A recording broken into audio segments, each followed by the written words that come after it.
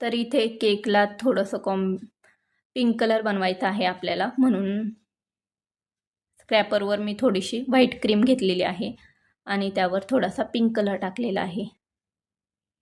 Pink कलरचे एकदम 2 ते 3 ड्रॉप टाकायचे आहे. त्यानंतर तो पूर्ण मिक्स करून घेतलेली आहे ती क्रीम आणि ती स्पॅच्युलाच्या सहाय्याने सगळ्या बाजूंनी थोडी थोडी लावून घ्यायची आहे, म्हणजे आपल्या केकचा कलर कसा पिंक होतो वरच्या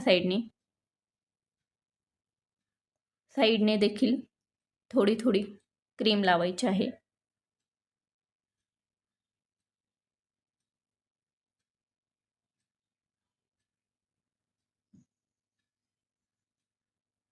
क्रीम लावून झाल्यानंतर परत एकदा स्पॅच्युलाच्या सहाय्याने एकदा स्प्रेड करून घ्यायची आणि नंतर आपण स्क्रॅपरच्या सहाय्याने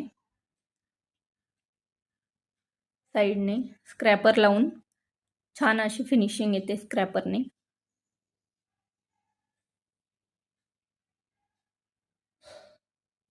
तर वरच्या साईडने आपण स्पॅच्युलाच्या सहाय्याने जरा झिगझॅग डिझाईन काढत आहोत.